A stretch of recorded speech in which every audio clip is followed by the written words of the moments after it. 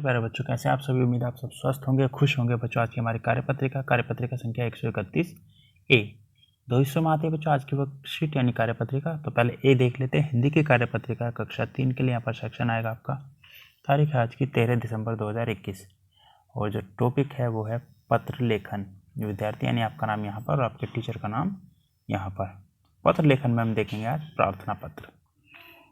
बच्चों, हम सभी को पहेलियाँ बूझना अच्छा लगता है ना। चलिए नीचे दी गई पहेली को ध्यानपूर्वक पढ़िए और बताइए यहाँ किसकी बात हो रही है।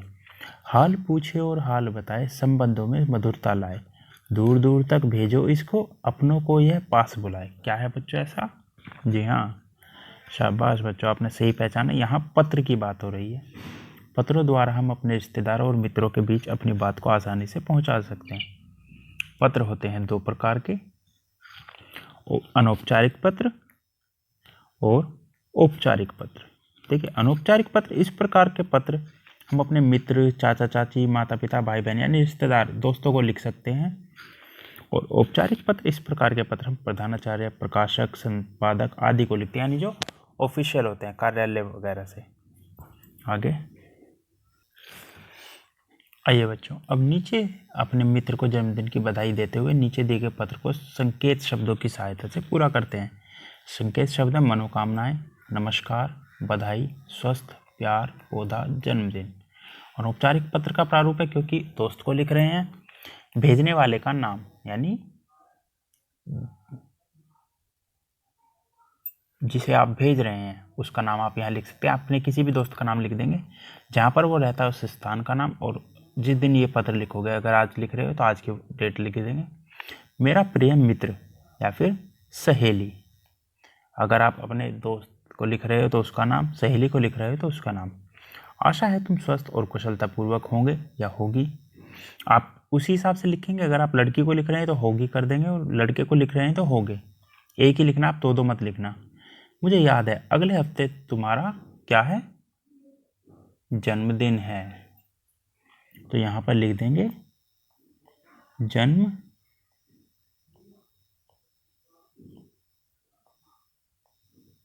दिन है। तुम्हें जन्मदिन की हार्दिक बधाई, तो यहाँ पर लिख देंगे। यहाँ थोड़ा रंग चेंज कर देता हूँ बच्चों इसका, ताकि अलग दिखे। यहाँ पर लिख देंगे बधाई। इसके बाद ईश्वर तुम्हें सदा स्वस्थ,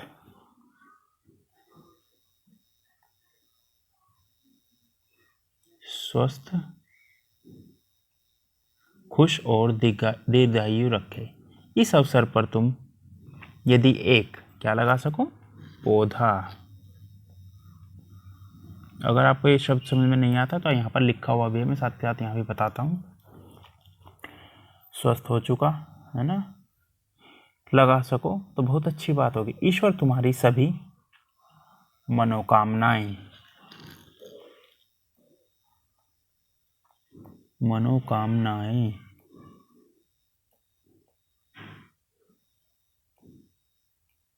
ये आपको यहाँ लिखना है, पूरी करे। घर के बड़ों को मेरा प्यार, घर के बड़ों को नमस्कार, यानी बड़ों को करते हैं नमस्कार, और छोटों को प्यार देना। तुम्हारा मित्र या तुम्हारी सहेली, यहाँ पर आप अपना नाम लिखेंगे जो भी आप हो। आगे इसके बाद है बच्चों, आओ बातचीत करें। प्यारे बच्चों, साथ दिए गए चित्र को ध्यान से देखिए। आपको क्या लगता है कि चित्र में दिख रहे लोग क्या बात कर रहे होंगे? अनुमान लगाकर उनके संवाद यानी बातचीत को ऊंची आवाज में बोलिए और अपनी कॉपी में लिखिए। ये रहा चित्र बच्चों, इसे देखकर बताना है आपको क्या सोच रहे हैं या लिख बातें कर रहे हैं।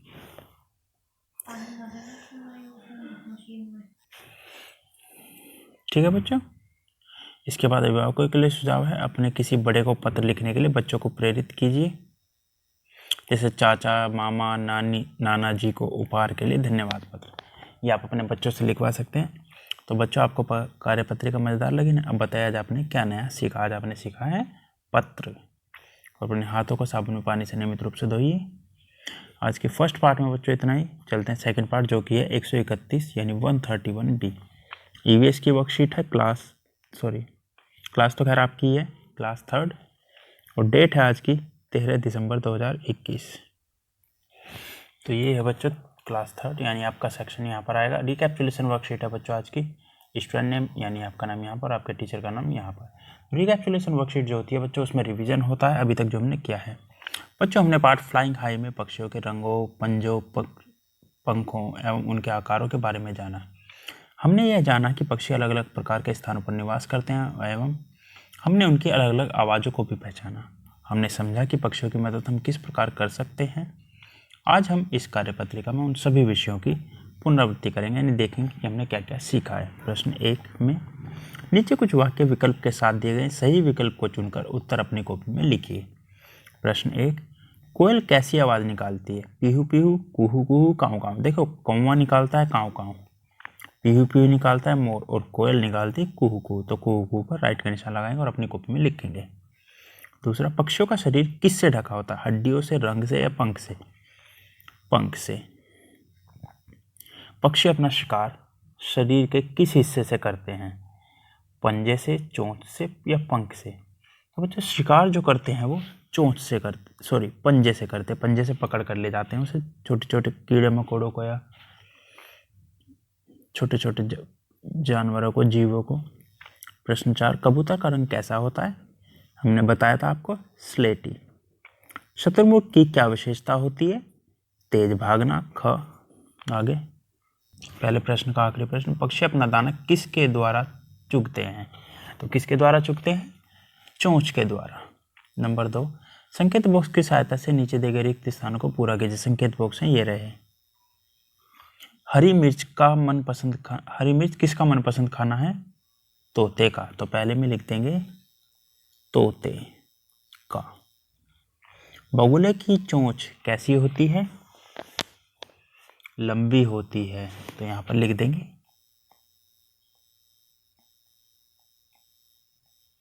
एक ऐसा पक्षी जो बारिश में नाचकर अपनी खुशी व्यक्त करता है? मोर। मृत जानवरों को खाकर अपना पेट भरते हैं कौन करते हैं? गिद्ध।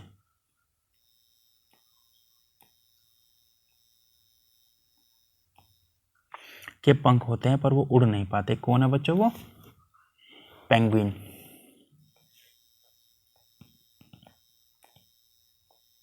पेंगुइन के पंख तो होते हैं लेकिन वो उड़ नहीं पाते, सिर्फ चल पाते हैं और तैर पाते हैं।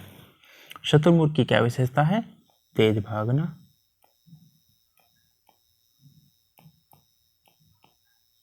और पक्षी मुख्यतः किस रंग में पाए जाते हैं? 3 रंगों में, काला, सलेटी, सफेद। 3। आगे तो बच्चों अंतिम प्रश्न है प्रश्न 3, नीचे दिए गए वाक्यों के सही के लिए सत्य और असत्य के लिए, गलत के लिए असत्य लिखिए। उल्लू अपनी गर्दन पूरी घुमा सकता है, क्या ये सही है? असत्य। पक्षी एक झुंड में उड़ते हैं। देखिए कुछ पक्षी झुंड में उड़ते हैं, कुछ पक्षी अलग अलग उड़ते हैं, ज़्यादातर चीज़ें अलग अलग होती हैं तो हम यहाँ असत्य मानेंगे। मोर पानी में रहने वाला पक्षी है, असत्य। सारे असत्य आ रहे हैं। कबूतर मछली खाता है, असत्य। पक्षियों को दाना देना और पानी पिलाना चाहिए, सत्य। ये तो अच्छी बात है। पक्षियों के दांत होते हैं, नहीं होते, चोंच होती है। सभी पक्षी अंडे नहीं देते हैं। ऐसा कोई पक्षी है बच्चों जो अंडे नहीं देता हो? नहीं, तो ये असत्य हुआ, यानी सभी पक्षी अंडे देते हैं।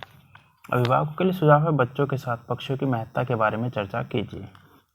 इन पक्षियों का क्या महत्व हमारे जीवन में। और अंत में कोरोना से बचने के लिए, सुरक्षित रहने के लिए 2 गज 6 फीट की दूरी बनाए रखिए ताकि आप और आपका परिवार सुरक्षित रहे।